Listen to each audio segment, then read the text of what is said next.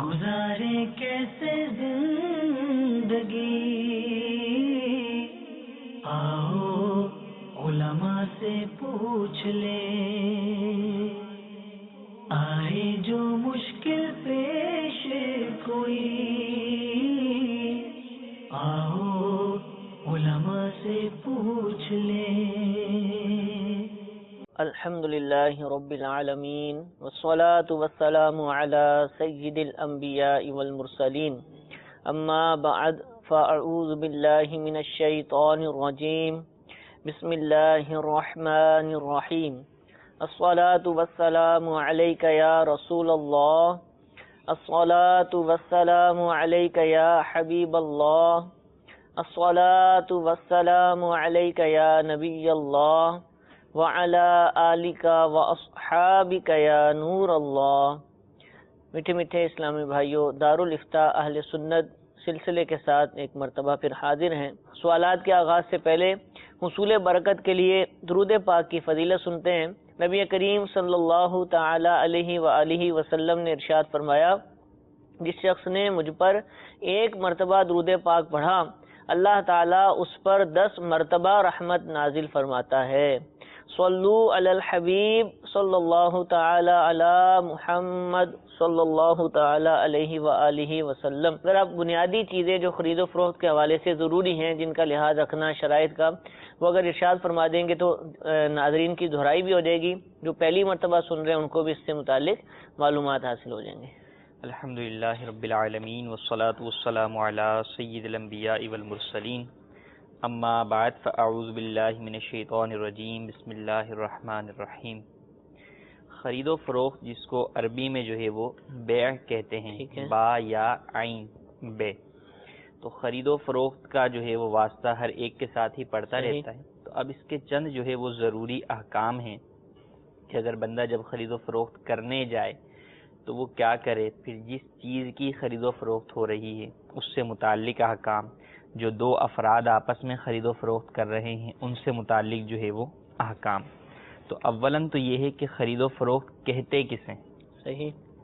شریعت مطہرہ میں 2 شخصوں کا باہم جو ہے وہ مال کو مال کے ساتھ ایک مخصوص صورت کے ساتھ تبادلہ کرنا، ایک کے بدلے میں دوسرا جو ہے وہ لینا یا دینا، یہ شریعت کے اندر خرید و فروخت کہلاتی ہے، بیع کہلاتی ہے۔ اور یہ کبھی یہ ہے کہ الفاظ کے ساتھ ہوتی ہے، باقاعدہ الفاظ کے ذریعے سے سودا ہوتا ہے کہ میں نے یہ چیز تمہیں اتنے میں بیچی یا میں نے یہ چیز اتنے میں خریدی۔ اور کبھی یوں ہوتا ہے کہ زبان سے تو الفاظ نہیں کہے جاتے لیکن افعال وہ کیے جاتے ہیں جن افعال سے جو ہے وہ خرید و فروخت ہو جاتی ہے۔ جیسے بعض چھوٹی موٹی چیزیں ہیں جو کہ گڈیوں کی صورت میں بکتی ہیں، کسی جگہ پر وہ رکھی ہوئی ہیں، وہاں پہ لکھ کر لگایا ہوا ہے 10 روپے پر گڈی، گئے گڈی اٹھائی 10 روپے دیے اور آ گئے، کوئی بات چیت نہیں کی آپس میں، لیکن یہ خرید و فروخت فعل کے ذریعے سے ہو رہی ہے۔ آج کل تو ایسے ہی ہوتا ہے، سپر سٹور میں جاتے ہیں، وہاں ریٹ لکھے ہوتے ہیں اور بات چیت کسی سے بھی نہیں ہوتی، نہ ریٹ کم کروائے جاتے ہیں نہ زیادہ، اٹھائی اور کاؤنٹر پہ رقم جمع کروائی۔ تو یہ بے تعاتی کہلاتی ہے کہ یہ لین دین کے ذریعے سے بے ہو گئی، الفاظ وغیرہ جو ہے وہ اس کے اندر استعمال نہیں کیے گئے۔ اب یہ تو خرید و فروخت ہے، اب اس کے لیے شرائط ہیں کہ ان شرائط کا پایا جانا خرید و فروخت کے اندر یہ ضروری ہے۔ ان میں سے چند جو اہم ہیں، ان میں سے نمبر 1 تو یہ ہے کہ بائع اور مشتری، بائع کسے کہتے ہیں؟ بیچنے والے کو، اور مشتری کہتے ہیں خریدنے والے کو، یعنی خریدار اور یوں سمجھ لیں دوسرے لفظوں میں دکاندار، بیچنے والا۔ ان دونوں کا عاقل ہونا ضروری ہے، عقل مند ہو۔ نہ سمجھ بچہ ہے یا کوئی مجنون پاگل ہے تو اس کی خرید و فروخت درست نہیں ہے، بلکہ جو سمجھدار بچہ ہے، بچہ اگرچہ نابالغ ہو لیکن اگر وہ سمجھ بوجھ رکھتا ہے، اسے پتہ ہے کہ میں جو کام کر رہا ہوں یہ کیا ہے، یا پیسے اگر کسی کو دے کے کوئی چیز لیتا ہے تو اسے پتہ ہے کہ اب وہ پیسے اس کے ہو گئے اور یہ چیز میری ہو گئی، یوں نہیں کہ پیسے بھی دے اور چیز بھی لے اور پھر بعد میں کہے میرے پیسے بھی واپس کرو۔ چھوٹے چھوٹے بچے ٹافی لینے جاتے ہیں تو بعض دفعہ ان کو پتہ نہیں ہوتا، راستہ پتہ ہوتا ہے دکان کا، یہ بھی پتہ ہے، لیکن یہ میں کر کیا رہا ہوں یہ معاملہ ان کے علم میں نہیں ہوتا۔ نہیں، کر کیا رہا ہوں ان معنوں میں تو یہ ہے کہ انہیں یعنی نہیں پتہ کہ خرید و فروخت کر رہا ہوں کیا، لیکن کم از کم اتنی سمجھ بوجھ ہوتی ہوتی ہے کہ جو چیز میں دے رہا ہوں یہ اس کے پاس چلی جائے گی اور اس کے بدلے میں مجھے ایک چیز حاصل ہو جائے گی، یہ نہیں کہ میں چیز کے ساتھ ساتھ پیسوں کا بھی واپسی مطالبہ کروں. تو الغرض مدار یہ ہے کہ وہ شخص جس کے ساتھ بھی خرید و فروخت ہو رہی ہے وہ سمجھدار ہو، اور سمجھدار ہونا دونوں کا ضروری ہے، بالغ ہونا ضروری نہیں ہے، عقل مند ہونا ضروری ہے. نابالغ بھی عقل مند ہے تو وہ خرید و فروخت کر سکتا ہے. یوں ہی عاقدین کا یعنی خرید و فروخت کرنے والے کا دو شخص ہونا ضروری ہے، ایک بیچنے والا ہو اور ایک خریدنے والا. یوں نہیں ہو سکتا کہ ایک ہی شخص خرید رہا اور ایک ہی شخص جو ہے وہ بیچ رہا ہو، تو ان دونوں کا علیحدہ علیحدہ دو فرد ہونا ضروری ہے. یوں ہی جب خریداری زبان کے ساتھ ہوتی ہے تو اس کے اندر ایجاب و قبول. اچھا حضور، یہ اگلی شرط سے پہلے اب کئی لوگ سوچ رہے ہوں گے یار یہ تو ہوتا ہی نہیں ہے کہ ایک ہی شخص خریدے ایک ہی بیچے، یہ تو فضول سی بات ہے، اس کی کوئی صورت بنتی ہے اسی جو فقہاء نے بیان فرمائی ہے؟ اس کی جو ہے وہ کئی صورتیں جو ہے وہ ہیں، بلکہ آج کل کے اگر جو ہے وہ زمانے کے اندر دیکھیں تو کئی جگہوں پر وہ یہ کہ جو ہے وہ اسی کو جو ہے وہ بنا دیا. مثال کے طور پہ جو ہے وہ کسی شخص کو کہا کہ جو ہے وہ سامان جو ہے وہ لا کر مجھے دے دو. ٹھیک ہے، تو اب یہ سامان جو لا کر مجھے دینا ہے اس کی دو صورتیں ہو سکتی ہیں. ایک تو یوں ہو سکتی ہے کہ یہ وکیل ہو کہنے والے کا اور یہ اس کو مارکیٹ سے سامان لا کر دے دے. اب جتنے کا لے کر آیا ہے اتنے کا ہی آگے دے سکتا ہے، اس میں پروفٹ نہیں رکھ سکتا. یہ وکیل ہے اس کا، یہ وکیل ہے. اب یہاں بعض لوگ یہ سوال اکثر پوچھتے نظر آتے ہیں کہ کیا ہم وہ چیز جو ہے وہ بیچ دیں اسے؟ ٹھیک ہے، تو اب وہ بیچتے اسے تو ہے نہیں، صحیح، یعنی اسے تو جا کے نہیں کہیں گے کہ بھائی نہیں یہ چیز میں نے آپ کو اتنے میں بیچی. وہ ہوتا یوں ہے کہ مارکیٹ میں وہ چیز 10 روپے کی، اب وہ یہ چاہ رہے ہیں کہ یار 15 روپے کی جو ہے وہ اس کو بیچ دیتا ہوں، 5 روپے میں پروفٹ رکھ لیتا ہوں. اچھا یوں بھی ہوتا ہے کہ وہ چیز مارکیٹ میں 15 کی ہی ہوتی ہے، اس کو ڈسکاؤنٹ مل رہا ہوتا ہے، کوئی جان پہچان والا ہوتا ہے تو یہ کہتا ہے میری جان پہچان کی وجہ سے جو اس کے پیسے کم ہو رہے ہیں تو وہ اسے کیوں دوں، وہ میں ہی کیوں نہ لے لوں. ٹھیک ہے، تو وہ یوں سمجھتے ہیں کہ جناب ہم خرید و فروخت کر لیتے ہیں کہ میں ہی اس کی طرف سے جو ہے وہ نمائندہ بن کے جو ہے وہ خریداری کر لیتا ہوں اور اپنے طور پر میں جو ہے وہ دکاندار بن کر جو ہے وہ بیچ دیتا ہوں. تو یوں خرید و فروخت نہیں ہو سکتی. ہاں اگر وہ اس کو جو ہے وہ یوں کہ ایک تو وکالت والی صورت ہو گئی، دوسرا یہ کہ یہ اپنا مال لے کر جائے اور اسے یوں کہے کہ بھئی میں اپنا مال آپ کو بیچتا ہوں، ٹھیک ہے، یہ مال میرا ہے، اب میں یہ آپ کو بیچنا اور اس میں جو بھی قیمت طے کر لی جائے اور اس میں دھوکہ دہی کی صورت جو ہے وہ ہرگز نہ ہو، یہ ضروری ہے. اور بھی کئی مثالیں ہو سکتی ہیں. ایک جو ہے وہ مثال ہے جس کے اندر یوں جو ہے وہ خرید و فروخت کا ایک کانسیپٹ بنایا جاتا ہے اس چیز کو جو ہے وہ اپنے دل کو بہلانے کے لیے کہ جناب ہم تو جو ہے وہ بیچ رہے ہیں اسے، حالانکہ وہ بیچنے والی صورت نہیں پائی جاتی. ٹھیک ہے، جزاک اللہ. اچھا اسی طرح ایجاب و قبول، یعنی جب سودا کر رہے ہیں خرید و فروخت کا وقت معاہدہ کر رہے ہیں تو اس میں یہ کہ میں نے یہ چیز اتنے میں خریدی اور یہ چیز اتنے میں بیچی، ان دونوں کا سیم ہونا ضروری ہے، ایک جیسا ہونا ضروری ہے. میں نے یہ کہا کہ میں نے یہ چیز جو ہے وہ آپ کو 5 روپے کی بیچی تو آپ کہیں کہ میں نے 5 روپے میں خریدی. اگر آپ یہ کہتے ہیں کہ نہیں میں نے تو 6 روپے میں یا میں نے 4 روپے میں، تو اب یہاں پر جو میں نے ایجاب کیا تھا اس کے جو ہے وہ اگینسٹ ہو گیا، اس میں جو ہے وہ تبدیلی آ گئی، تو وہ ایک دوسرے کے جو ہے وہ مثل نہیں رہا، موافق نہیں رہا، جس وجہ سے ایجاب و قبول جب موافق نہ ہو تو بے کی شرط جو ہے وہ مفقود ہو جاتی ہے اور پھر خرید و فروخت کا یہ سودا جائز نہیں رہتا. اس میں تو یہ ہوتا ہے بعض دفعہ آپ نے تو زیادہ والی صورت بتا دی. اب جب ہم خریدنے جاتے ہیں بھی کتنے کی ہے، 10 روپے کی ہے، میں تو 8 روپے دوں گا، تو لے لیتا ہے اور وہ لین دین بھی ہو جاتا ہے. جی اب اگرچہ اس نے 10 کہے اس نے 8 کہے اور وہ لے بھی لیتا ہے، پیسے بھی لے لیتا ہے اور یہ سامان بھی دے دیتا ہے، تو کیا یہ ناجائز کہلائے گا؟ نہیں. اب اس میں دیکھیں دو صورتیں ہیں کہ جب خرید و فروخت زبانی ہو، ٹھیک ہے، تو اب اس صورت کے اندر جب جو ہے وہ آپ کو یوں کہا کہ بھئی یہ میں نے 5 روپے کی بیچی، جی آپ نے کہا نہیں بھی میں تو جو ہے وہ 4 روپے میں خریدوں گا، تو اب میں آگے سے ایگری کروں کہ ٹھیک ہے میں آپ کو 4 میں بیچتا ہوں. صحیح. تو اب جو آپ نے کہا اس کے مقابلے میں جب میں نے دوبارہ اس کو ایگری کر لیا تو اب وہ پہلا والا مائنس ہو گیا ایجاب. اب آپ کا جو لفظ ہو گیا گویا وہ ایجاب ہو گیا اور میرا جو اس کو قبول کرنا ہے کہ ٹھیک ہے میں 4 میں ہی آپ کو دے دیتا ہوں، یہ قبول ہو گیا. تو اب یہاں یوں سیم ہو گیا. ٹھیک ہے. اسی طرح زبان سے نہیں کہا جاتا لیکن بے تعاطی کے ذریعے جو ہے وہ قبول کر لیا جاتا ہے، تو اس اعتبار سے بے تعاطی کے طور پر بھی جو ہے وہ عقد جو ہے وہ جائز ہو جائے گا. ٹھیک ہے، جزاک اللہ. مزید کچھ شرائط؟ اسی طرح ایجاب و قبول کا ایک مجلس میں ہونا ضروری ہے کہ ایک مجلس کے اندر ایجاب و قبول کیا جائے. ایجاب جو ہے وہ یہاں کر کے چلے گئے کہ بھئی یہ چیز میں نے تمہیں بیچی, اب اس کے بعد جو ہے وہ چلے گئے, اب اگلے دن جو ہے وہ کوئی کہے کہ ہاں بھئی میں نے تم سے وہ چیز خرید لی, ٹھیک ہے, تو یوں جو ہے وہ نہیں ہوگا. یا یہ کہ کسی جگہ بیٹھے ہوئے تھے, بات چیت چلی اور ایک نے ایجاب کیا, سامنے والے نے جواب نہیں دیا, اب وہ جو ہے وہ اٹھ کے جو ہے وہ چلے گئے, کسی اور جگہ چلے گئے, اور پھر جو ہے مجلس تبدیل ہو گئی. اب وہ کہتا ہے کہ بھئی وہ جو تم نے کہا تھا نا وہ چیز میں نے وہ تم سے خریدی, تو اب یہ کافی نہیں ہے, بلکہ اب دوبارہ بیچنے والے کو جس نے آفر کی تھی اس چیز کو قبول کرنا پڑے گا کہ ٹھیک ہے اگر تم اس چیز کے اوپر راضی ہو تو ٹھیک ہے, میں نے بھی تمہیں وہ چیز بیچی. تو ایجاب و قبول کا ایک مجلس کے اندر جو ہے وہ ہونا ضروری ہے. اب جو اہم چیز ہے وہ یہ ہے کہ جو مبی یعنی جو چیز بیچی جا رہی ہے وہ موجود ہو اور مال ہو, موجود ہو اور مال ہو, اور ایک اور شرط ہے کہ مال متقوم ہو, مال متقوم ہونا اس کا شرط ہے. اب اگر وہ چیز موجود ہی نہیں, ٹھیک ہے, یا سب سے پہلے یوں لے لیں کہ وہ مال ہی نہیں, جیسے ایک مٹھی جو ہے وہ راکھ یا مٹی, صحیح, تو ایک مٹھی جو ہے وہ مٹی کی کوئی خرید و فروخت نہیں کرتا. اب اگر کوئی جو ہے کسی کو کہے کہ بھائی جو ہے وہ میں نے تم سے 1000 روپے لینے, تو اب جو ہے وہ مجھ سے جو ہے وہ یہ ایک مٹھی مٹی خرید لو, تو یہ جو ہے وہ مال نہیں ہے. کہ مال وہ ہے کہ جس کی طرف لوگوں کا میلان ہو اور لوگ اسے وقت حاجت کے لیے جمع کر کے رکھیں کہ بوقت حاجت اسے جو ہے وہ جو مال جمع کیا ہوا اسے خرچ کیا جا سکے گا. تو اس چیز کی طرف لوگوں کا میلان ہی نہیں, تو یہ مال ہی نہیں ہے.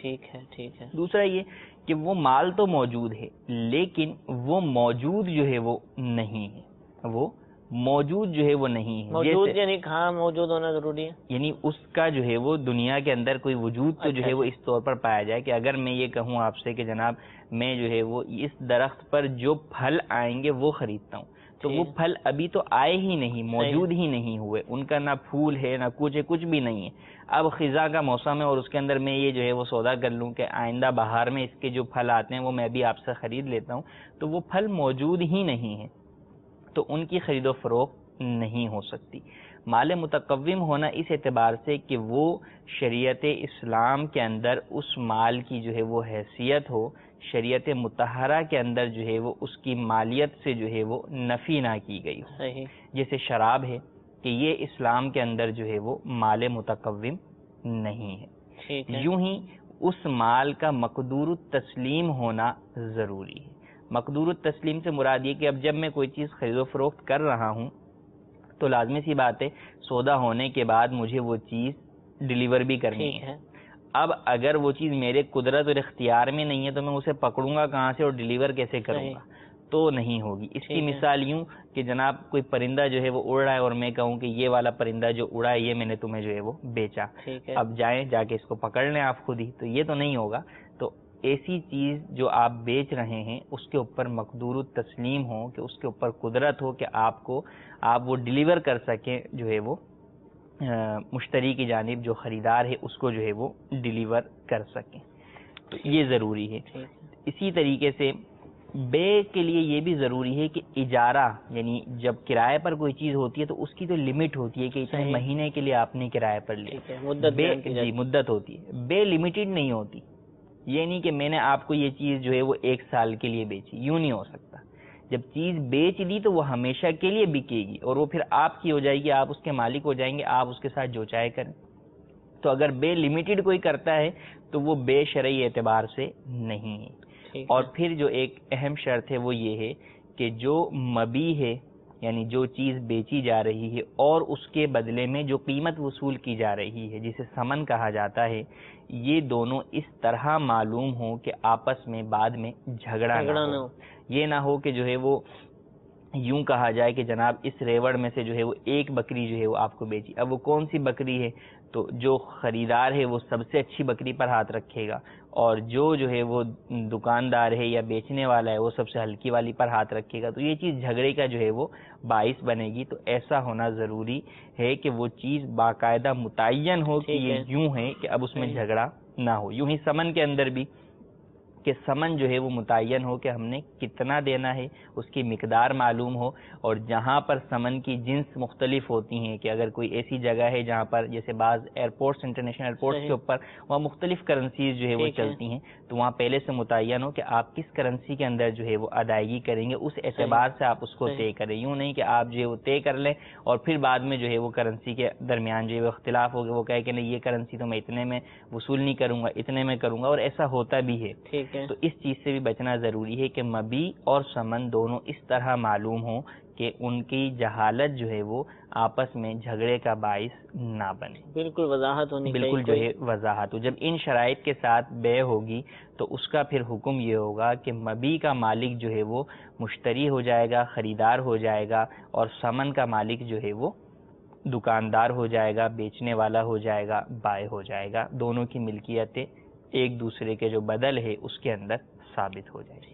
جزاک اللہ. کچھ سوالات بھی ہم شامل کرتے ہیں جو ہمیں موصول ہوئے تھے. کسی سائل نے ہم سے سوال پوچھا کہ اکثر لوگ جو ہے وہ ادھار مال لے کر فروخت کرتے ہیں، یعنی ان کے پاس خود اپنا بھی نہیں ہوتا، اتنا اماؤنٹ بھی نہیں ہوتا کہ خرید کر رکھیں، خود ادھار لیتے ہیں پھر اس کو آگے بیچ بھی دیتے ہیں. کیا ایسا کر سکتے ہیں؟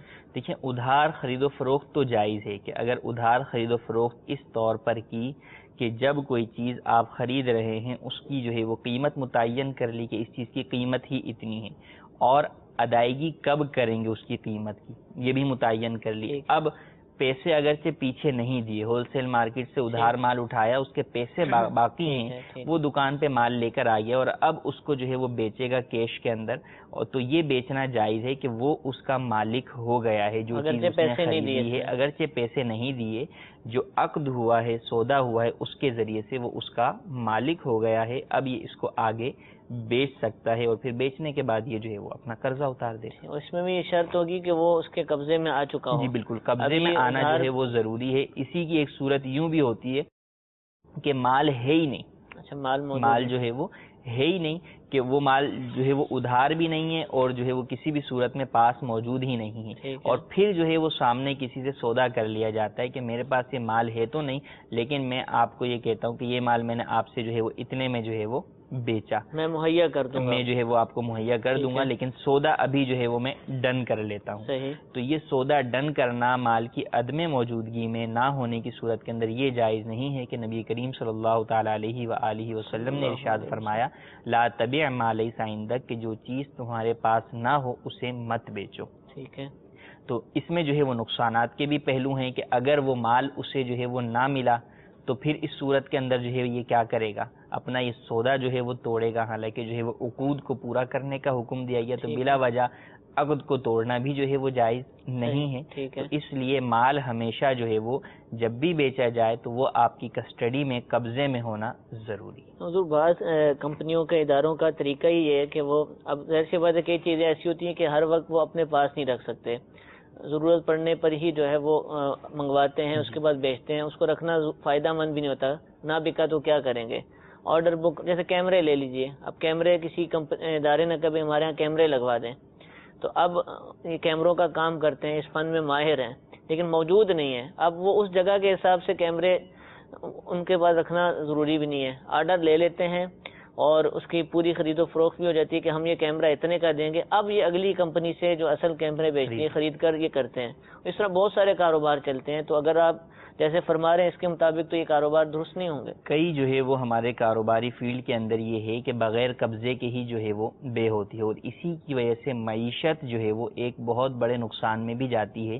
کہ کوئی ایک چیز جو کہ قبضے میں آئی نہیں، کسی ملک سے جو ہے وہ چلی ہے، امپورٹ کر رہے ہیں آپ کسی چیز کو، تو وہ دوسرے ملک سے امپورٹ ہو رہی ہے اور آپ کے ملک پہنچنے تک بیچ میں 10 جگہ وہ چیز بک چکی ہوتی ہے، اور وہ جو ہے 10 جگہ جو بک گئی تو اب لازمی سی بات ہے وہ 10 افراد نے جو ہے وہ ہر ایک نے اپنا منافع کمایا، تو وہ چیز جو چلی 10 روپے کی تھی وہ آپ کو جو ہے وہ 100 روپے میں جا کر مل رہی ہے. تو اس کا یہ ایک معیشت کے اعتبار سے بھی نقصان ہے. تو اس کی شرعاً اجازت نہیں ہے، اگرچہ یہ ہمارے ہاں جو ہے وہ کافی رائج صورت ہے، لیکن جو ناجائز ہے اس سے بچنا جو ہے وہ ضروری ہے. اب اس سے بچنے کا حل کیا ہے؟ وہ یہ ہے کہ آپ جو ہے وہ سامنے والے سے سودا ڈن نہ کریں، وعدہ بے کر لیں کہ بھئی ٹھیک ہے یہ اس فیلڈ کے اندر میں ڈیل تو کرتا ہوں، کاروبار تو کرتا ہوں، یہ چیزیں میں منگوا کر آپ کو دے سکتا ہوں، میری آپ سے ابھی ڈیل ڈن نہیں ہے، آپ جو ہے وہ اپنی ریکوائرمنٹس بتا دیں، اس کے اوپر جو ہے وہ میں کمپنی سے بات کر کے جو ہے میں آپ کو منگوا دوں گا، جب وہ چیز میرے پاس آ جائے گی پھر میں آپ سے سودا جو ہے وہ ڈن کروں گا۔ تو اگر اس تمام وضاحتوں کے ساتھ اگر صرف جو ہے وہ آرڈر لیا ہے کہ جناب آرڈر ہے آپ کا، تو اب اس صورت کے اندر جو ہے وہ میں آپ کو منگوا کر جو ہے وہ دے دوں گا اور پھر سودا ڈن کیا جائے تو اس میں شرعاً حرج نہیں ہے۔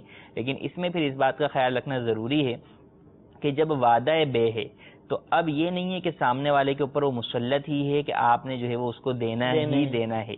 اب چونکہ جب وعدہ ہوا ہے تو ایک تو وعدے کے اعتبار سے ہے کہ وعدے کا پورا کرنا جو ہے وہ مسلمان پر لازم ہے کہ وعدے کو جو ہے وہ پورا کرے، لیکن اگر جو ہے وہ کسی بنیاد کے اوپر کوئی اس کو ایسی پریشانی آ جاتی ہے یا کوئی ایسا معاملہ واقعی آ جاتا ہے شرعی اعتبار سے کہ جس کی وجہ سے جس چیز کا اس نے آرڈر دیا تھا وہ نہیں خرید سکا، تو اس صورت کے اندر اسے یہ سودا توڑنے والا جو ہے وہ شمار نہیں کیا جائے گا کہ سودا ابھی ہوا ہی نہیں۔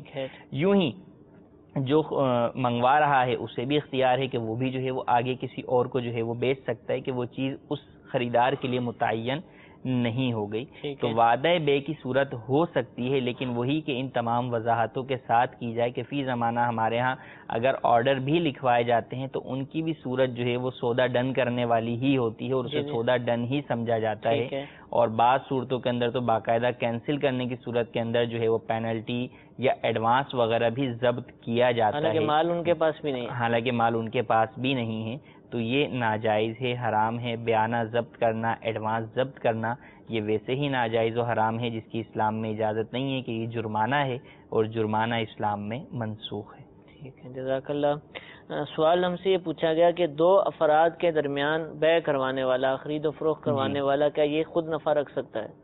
دو افراد کے درمیان خرید و فروخت کروانے والا، جس کو آپ جو ہے وہ کمیشن ایجنٹ جو ہے وہ کہہ لیں یا بروکر کہہ لیں، تو یہ مختلف کاروباروں کے اندر افراد موجود ہوتے ہیں، تو ان کا جو ہے وہ نفع لینا، دیکھیں اس کی کئی صورتیں ہیں۔ ایک تو یہ ہے کہ یہ کام کیا کر رہا ہے، یہ جو سودا کروا رہا ہے یہ کام کیا کر رہا ہے۔ ایک تو یوں ہے کہ کسی دکان پر کوئی شخص آیا، اس نے کہا کہ جو ہے وہ مجھے LCD مثال کے طور پر چاہیے، تو اس نے کہا میرے پاس تو نہیں ہے، آپ فلاں دکان والے کے پاس چلے جائیں اور اس کو میرا نام لے کر کہہ دیں، وہ آپ کو انشاءاللہ جو ہے وہ سستی LCD جو ہے وہ دے دے گا۔ اب یہ گاہک خود ہی چل کر گیا، اس کو جا کے اس کا نام لے کے دے دیا۔ اب بھیجنے والا جو ہے وہ اس دکاندار سے کمیشن کا جو ہے وہ مطالبہ کرتا ہے کہ بھئی اس دیکھو اس نے میرا نام لیا تھا، میں نے اسے تمہارے پاس بھیجا تھا، تو گویا کہ تمہاری وہ LCD میں نے بکوائی ہے، تو لہذا مجھے کمیشن دیا جائے۔ تو یہ تو ہرگز جائز نہیں ہے، کیونکہ دیکھیں کوئی بھی اجرت جو ہوتی ہے کسی کام کے بدلے میں ہوتی ہے، مفت کی اجرت نہیں ہوتی۔ ٹھیک ہے، اسی طرح خرید و فروخت بھی مفت کی نہیں ہوتی، یعنی کسی نہ کسی چیز کے عوض میں آپ جو ہے وہ قیمت ادا کرتے ہیں۔ تو یوں ہی یہاں پر آپ اگر کوئی ایسا کام کریں گے جو کہ جو ہے وہ ایک قابل اجارہ کام شمار کیا جائے، منفعت مقصودہ والا کام اسے شمار کیا جائے، تو اس پر اجرت بنے گی۔ دو باتیں بول دینا، کسی کو بتا دینا کہ یہاں سے یوں جائیں گے تو وہ دکان ہے اس سے جا کے خرید لیں یا میرا نام لے لیں، تو ان تمام چیزوں کی وجوہات کی بنا پر یہ کوئی ایسے کام نہیں ہے کہ جن کی اجرت جو ہے وہ شمار کی جائے، تو یہ اجرت لینا جائز نہیں ہے۔ ہاں اگر واقعی جو ہے وہ اس کو جو ہے وہ جا کر محنت کروا کے جو ہے محنت کر کے کام جو ہے وہ سودا کرواتا ہے باقاعدہ، جیسے اسٹیٹ ایجنٹس جو ہے وہ زمینوں کا کاروبار کرنے والے ہیں یا اور دیگر معاہدوں میں بھی ہو سکتے، لیکن ایک مثال کے طور پر کہ اب یہ جو ہے وہ جگہ جگہ جا کر جو ہے وہ اس کی فائلیں دکھانا، اگر کسی نے کہا کہ میرا مکان بکوا دو، تو اب یہ جو ہے وہ اس کے لیے محنت کرتا ہے، بھاگ دوڑ کرتا ہے، مختلف لوگوں سے جو ہے وہ رابطے کرتا ہے، ان کو بار بار مکان کھول کر دکھواتا ہے، تو اب یہ جو بھاگ دوڑ کی اور محنت کی اس کی جو اجرت لیتا ہے، کمیشن لیتا ہے، وہ جائز ہے۔ لیکن چونکہ یہ کمیشن والا جو اجارہ ہے یہ جو ہے وہ ایک عام اجارے سے ہٹ کر ہے کہ اس میں کام متعین نہیں ہے کہ بھئی اتنا آپ نے کام کرنا ہے۔ ایک تو متعین کام ہے، مثلاً کہ جناب ایک پیج کمپوز کر کے دے دیں، میں آپ کو جو ہے وہ 50 روپے دے دوں گا، تو یہ تو ایک متعین کام ہے۔ لیکن جو کام یہ والا ہے یہ متعین نہیں ہے، کبھی تو ہو سکتا ہے جو ہے وہ 2 دن کے اندر ہی وہ چیز بکوا دے یا وہ سودا کروا دے، کبھی ہو سکتا ہے کہ 2 مہینے لگ جائیں اور وہ سودا نہ ہو، تو متعین کام نہیں ہے۔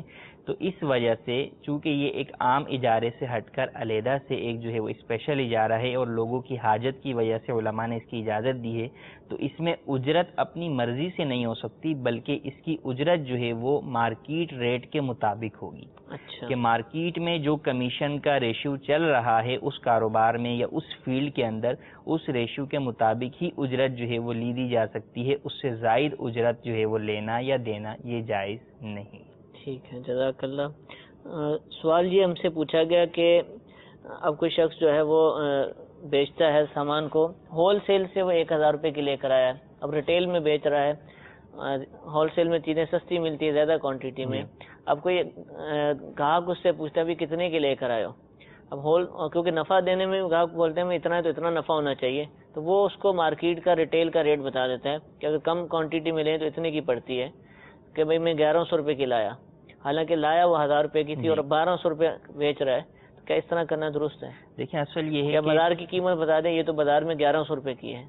دیکھیں اس کے اندر یہ ہے کہ اول تو جو ہے وہ بلا وجہ جو ہے وہ جو خریدار ہیں انہیں ایسے الٹے سیدھے سوال نہیں کرنے چاہیے کہ ان سوالات کا ایک تو فائدہ نہیں، دوسرا یہ کہ پتہ ہے کہ جو موجودہ صورتحال ہے اس کے اندر لوگ جو ہے وہ دین سے دور ہیں، اس طرح کے سوالات کے جوابات میں عموماً جھوٹ ہی بولتے ہیں، تو ان چیزوں سے بچنا ہی چاہیے۔ اب اگر کسی نے سوال کیا ہے تو اس میں جھوٹ بولنے کی ہرگز اجازت نہیں، یا تو سمپل یہ کہ بھئی دیکھیں میں آپ کو یہ چیز اتنے میں دے سکتا ہوں، مارکیٹ میں اتنے کی بک رہی ہے اور واقعی وہ مارکیٹ میں اتنے کی بک رہی ہو، لیکن اگر بتانا ہی ہے تو اب دو صورتیں ہوتی ہیں، ایک تو یہ ہے کہ جناب مارکیٹ سے وہ چیز 1000 روپے کی لایا ہے، لیکن مارکیٹ سے دکان تک لانے تک اس کو جو ہے وہ دیگر جو اخراجات ملا کر وہ چیز پڑی جو ہے وہ 1050 روپے کی، تو اب وہ یوں نہیں کہہ سکتا کہ میں نے 1050 کی خریدی ہے، ہاں یوں کہے کہ مجھے 1050 کی یہ پڑی ہے۔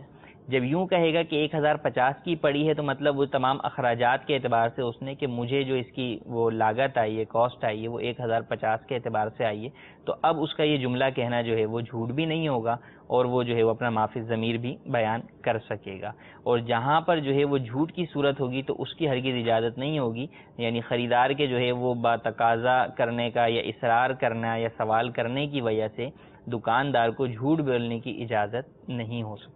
ٹھیک ہے، جزاک اللہ۔ حضور ایک سوال یہ پوچھا گیا کہ انہوں نے جگہ کا نام بھی لکھا تھا کہ فلاں جگہ میں باہر کے ملک کے لوگ بہت زیادہ ہیں، تو اب وہ جب آتے ہیں خرید و فروخت کرتے ہیں، اب پیسہ زیادہ ہوتا ہے، چیز 500 روپے کی جاتے جاتے 600 روپے دے جاتے ہیں، تو کیا اس طرح دکاندار کو لینا مزید پیسے جبکہ وہ خوشی سے دے رہے ہیں، یہ جائز ہے؟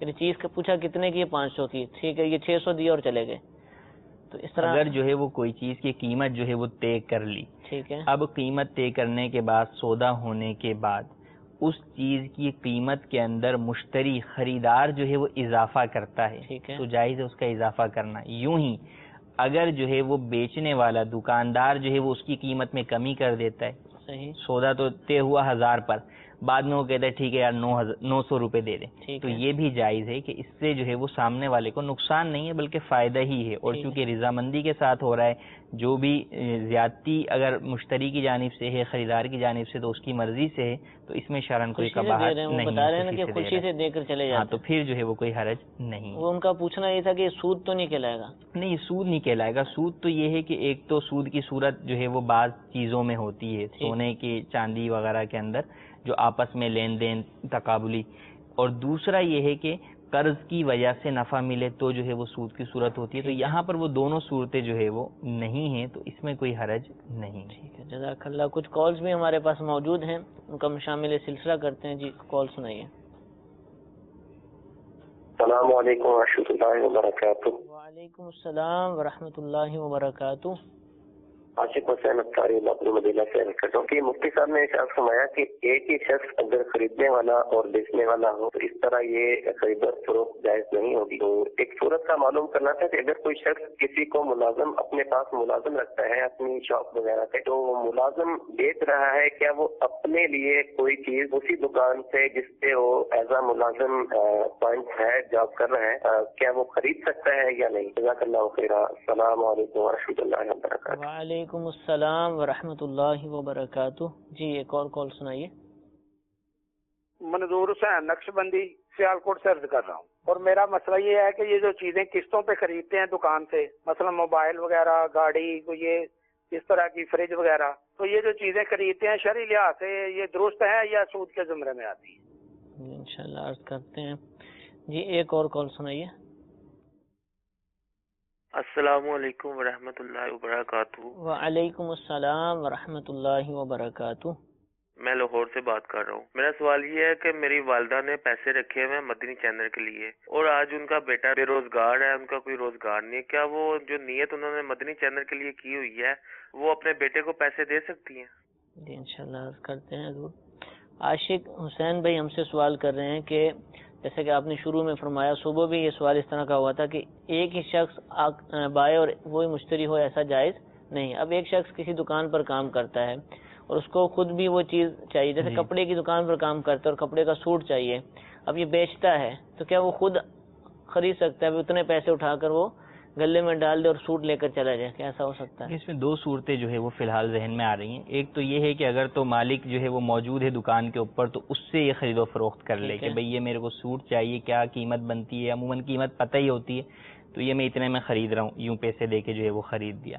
اور یہ ہے کہ مالک نہیں ہے تو اگر دکان کے اوپر جو ہے وہ کوئی دوسرا جو ہے وہ ملازم موجود ہے تو اس سے جو ہے وہ خرید و فروخت کرے تاکہ عاقدین جو ہے وہ متعدد ہو جائیں اور بے اپنی شرط کے مطابق درست ہو جائے. کوئی صورت ایسی نہیں کہ خود ہی کر لے؟ فی الحال ایسی کوئی صورت ذہن میں اب نہیں. یہ ہے ہی دکان پر اکیلا اور مالک بھی باہر ہوتا ہے اور چیز ملتی بھی یہاں سے ہے. جی جی. اب سب کو بیچتا ہے لیکن خود نہیں لے سکتا. فی الحال تو جو ہے وہ یہ دو فون پر صورتیں مالک جو سے ہے اجازت لے لے کہ میں آپ کی دکان سے یہ چیز خرید رہا ہوں، ایسا ہو سکتا ہے؟ ہاں، خرید و فروخت کے اندر جو ہے وہ اس کی جو ہے وہ ایک صورت بن سکتی ہے، لیکن یہ کہ اس کی باقاعدہ جو ہے وہ تنقیح ہونا جو ہے وہ ضروری ہے. فی الحال جو دو صورتیں ذہن میں تھی وہ میں نے آپ کو عرض کی. جزاک اللہ. منظور حسین بھائی سوال کر رہے ہیں اور یہ ہمارے ہر خرید و فروخت والے سلسلے میں سوال آتا ہے. ابھی بھی کئی سوال لکھے ہیں میرے پاس کہ قسطوں پر خرید و فروخت کرتے ہیں تو کیا یہ جائز ہے؟ اس کے حوالے سے بتا ہی دیں کہ قسطوں میں کیا ناجائز ہوتا ہے اور کیا جائز ہوتا ہے. دیکھیں، قسطوں کے اوپر خرید و فروخت کا مطلب یہ ہے کہ آپ ادھار خرید و فروخت کر رہے ہیں، نقد خرید و فروخت نہیں ہو رہی. اور عمومی طور پر جو ادھار خرید و فروخت ہو یا قسطوں پر خرید و فروخت ہو ان میں نقد کے مقابلے میں قیمت جو ہے وہ زیادہ ہوتی ہے. مثلا اگر کسی چیز کی قیمت 5,000 ہے نقد میں تو ادھار میں وہ 7,000 کی ہوگی. ٹھیک ہے. قسطوں کے اندر ہو سکتا ہے وہ 8 یا 9,000 روپے کی ہو. تو شرعی اعتبار سے قسطوں میں خرید و فروخت کرنا یا جو ہے وہ ادھار میں خرید و فروخت کرنا اس طرح کہ اس چیز کی قیمت ہی زیادہ طے کر لی جائے. یوں نہ کیا جائے کہ قیمت تو 5,000 ہے لیکن چونکہ آپ 3 مہینے بعد دیں گے تو لہذا اس پہ 3,000 اور دیجیے گا. اگر کچھ حصہ قیمت کا جو ہے وہ مدت کے مقابلے میں رکھا جائے گا تو وہ ناجائز ہے. اور اگر اس چیز کی قیمت میں ہی اضافہ کر دیا اور اس طور پر خرید و فروخت ہو تو وہ جائز ہے. ہاں، اس میں یہ ضروری ہے کہ کب قیمت ادا کی جائے گی اس کی مدت باقاعدہ معینہ طور پر کر لیں. یوں نہ ہو کہ بعد میں دے دوں گا، کبھی بھی دے دوں گا، یوں نہ ہو، بلکہ یہ ہو کہ بھئی متعین طور پر کہ فلاں تاریخ کو یا فلاں مہینے میں آپ کو یہ ادا کر دوں گا. ٹھیک ہے. پھر مزید یہ کہ ہمارے ہاں جو قسطوں کی خرید و فروخت ہوتی ہے اس میں یہ اندیشہ ہوتا ہے کہ کوئی وقت کے اوپر قیمت نہیں دے گا، یا یہ اندیشہ ہوتا ہے کہ ہو سکتا ہے یہ وہ قسطیں دینا ہی چھوڑ دے تو اب ہماری چیز پھنس جائے گی. تو اس کے لیے پھر یہ شرطیں لکھی جاتی ہیں کہ اگر آپ وقت پر نہیں دیں گے تو اتنا جو ہے آپ پر جرمانہ لگے گا، پینلٹی لگے گی. تو جرمانے کی شرط لگانا یہ ناجائز و گناہ ہے، اس کی بھی اسلام میں اجازت نہیں ہے. اس شرط کے ساتھ اگر قسطوں کا یا کوئی بھی خرید و فروخت کرتے ہیں تو وہ خرید و فروخت بھی ناجائز ہو جائے گی.